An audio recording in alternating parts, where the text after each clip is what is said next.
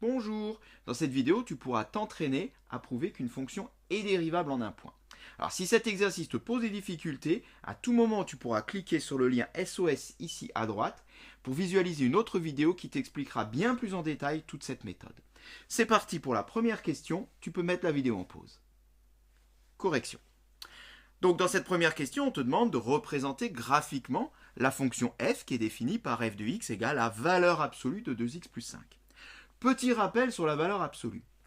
On va quitter l'écriture de la valeur absolue pour aller à une écriture plus classique, mais ça ne va pas forcément simplifier les choses. De manière générale, on sait que la valeur absolue de a vaut a si a est positif, et que la valeur absolue de a vaut moins a si a est négatif. Alors, bien, ça donne quoi ici? Bien, ça veut dire que f de x est égal à 2x plus 5 si 2x plus 5 est positif. C'est-à-dire en gros, si 2x est supérieur à moins 5, autrement dit si x est supérieur ou égal à moins 5 demi, qu'on peut écrire même moins 2,5. C'est la même chose. Donc, f de x vaut 2x plus 5 si 2x plus 5 est positif. Valeur absolue de a est égale à a si a est positif.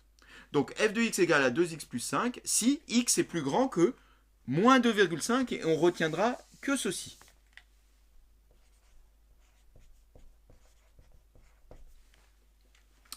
Et à l'inverse, f de x est égal à moins 2x moins 5 si x, je ne vais pas le refaire, est inférieur ou égal à moins 2,5. f de x est égal à moins a si a est négatif. Donc, de cette manière-là, eh bien, cela nous permet de repartir sur des fonctions plus classiques, fonctions affines. Eh bien, on peut donc représenter cette fonction, alors je ne vais pas le faire en détail, voici le résultat. On voit ici que pour x plus petit que moins 2,5, eh bien, on a la fonction, pour x plus grand que moins 2,5, on a représenté la fonction 2x plus 5, donc la droite d'équation y égale 2x plus 5. Et avant moins 2,5, donc pour x plus petit que moins 2,5, eh bien on a représenté cette fois-ci la droite d'équation y égale moins 2x moins 5. Et on s'arrête en moins 2,5. C'est là où on passe d'une expression à l'autre. Du coup, eh bien, on a cette représentation un peu particulière de notre fonction et cela va nous permettre de répondre à la seconde question. Tu peux donc mettre la vidéo en pause. Correction. Alors, dans cette deuxième question, on voudrait conjecturer une valeur pour laquelle f n'est pas dérivable. Déjà, rappelons-nous graphiquement ce que signifie qu'une fonction est dérivable. Bien, en gros, cela veut dire qu'on n'a pas de point anguleux. On a quelque chose d'assez lisse, qui peut être tout droit, mais en aucun cas, je pourrais avoir quelque chose comme ça. Là, ici, j'ai un point anguleux, et cela voudrait dire qu'en ce point-là, la fonction n'est pas dérivable. Pourquoi? Parce que le nombre dérivé, celui qu'on est amené à calculer, c'est le coefficient directeur de la tangente. Et en un point, eh bien, cette tangente doit être unique. Or, on voit ici que si j'ai un point anguleux, j'aurai une tangente qui ferait comme ça, et puis j'en aurai une autre qui ferait comme ça. J'aurai ici donc deux coefficients directeurs différents pour chaque tangente et pourtant au même point. Ce qui ne serait pas le cas, par exemple, ici. En ce point-là, eh bien, j'ai une et une seule tangente, parce que j'ai quelque chose de bien lisse. Donc, partout où j'ai des points anguleux, donc on va dire vulgairement des choses un petit peu pointues, la fonction n'est pas dérivable. Alors, je pense que là, ça ne devrait pas te poser de difficulté. Tu vois bien où c'est que tu as un point anguleux. Eh bien, c'est en x égale moins 2,5. On l'a établi juste avant. C'est là que l'expression change, l'expression de f change. Hein. Donc, on peut conjecturer que la fonction f n'est pas dérivable en alpha égale moins 2,5. Voilà, alors ceci bien sûr ça reste une conjecture, et la question qui t'est demandée ensuite, c'est de le démontrer. Donc tu peux mettre la vidéo en pause et effectuer l'exercice. Correction. Eh bien, pour le montrer, on va partir de la définition qui serait que la limite, quand h tend vers 0, de f de moins 2,5 plus h moins f de moins 2,5 sur h doit être égal à un nombre unique, pas l'infini, pas autre chose, et qui prouverait que la fonction serait dérivable en alpha. Donc, vu que là, on veut prouver qu'elle n'est pas dérivable, c'est le contraire. On va montrer que ceci, ça ne marche pas et qu'on n'a pas de limite pour cette expression-là. Je vais l'écrire, cette expression.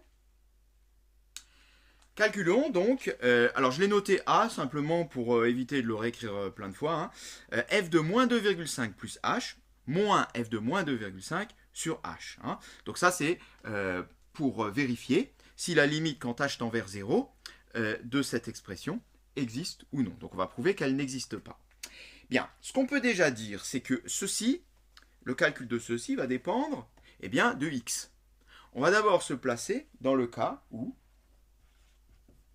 x est supérieur ou égal à moins 2,5. Dans ce cas-là, eh bien a est égal à f de moins 2,5 plus h. Donc je suis dans le cas où je travaille avec cette expression-là. Ça donne f de moins 2,5 plus h, je remplace donc x par moins 2,5 plus h là-dedans. 2 facteur de moins 2,5 plus h plus 5 moins f de moins 2,5. Alors f de moins 2,5, si tu te souviens ce qu'on a fait avant, c'est évident, on peut le remplacer. Hein. 2 fois moins 2,5, ça fait moins 5. Moins 5 plus 5, évidemment, ça donne 0, puisque c'est là où ça change de signe. Donc moins 0. Bon, allez, je l'écris juste pour la forme. Le tout sur h. Soit, eh bien, on développe ici, ça fait donc 2 fois moins 2,5, bon, on peut l'écrire tout de suite. Hein. 2 fois moins 2,5, ça fait donc moins 5.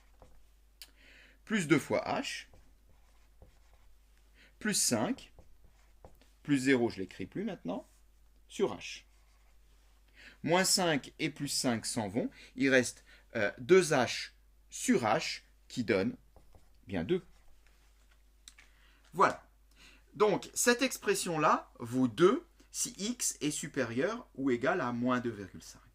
On va faire la même chose maintenant, mais avec x inférieur ou égal à moins 2,5. Dans ce cas-là, a est égal à. Alors, toujours pareil, f de moins 2,5 plus h. Mais attention, je vais utiliser cette expression. Donc, je vais remplacer x par moins 2,5 plus h dans cette expression. Ça donne moins 2 facteur de moins 2,5 plus h moins 5 moins f de moins 2,5. Ben là, ça ne va pas changer grand-chose. Hein. Tu peux essayer. Moins 2 fois moins 2,5, ça fait plus 5. Moins 5, 0. Donc, de nouveau, moins 0. Alors maintenant, je ne l'écris plus.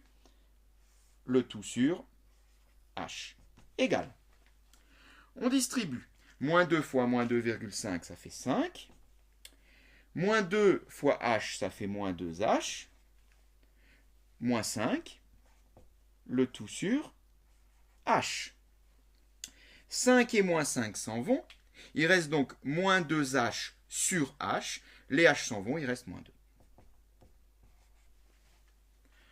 Donc, l'expression donnée ici dépend de x. Calculons maintenant la limite de cette expression quand h tend vers 0.